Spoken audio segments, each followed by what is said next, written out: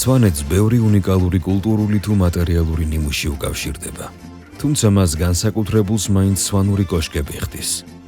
ეს შუა საუკუნეებში აშენებული მტკიცე თავდაცვითი ნაგებობაა, რომელიც თითოეული გვარის წარმომადგენელს ჰქონდა.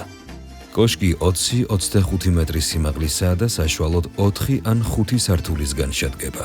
პირველ სართულს არ აქვს კარი.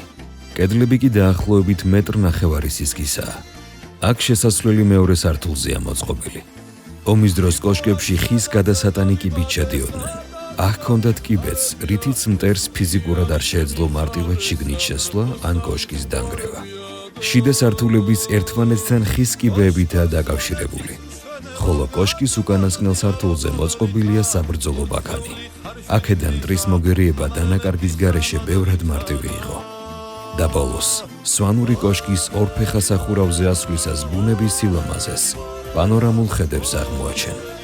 ამოდი სვანეთში, უფრო ახლოს გაიცანი უნიკალური სვანური კულტურა.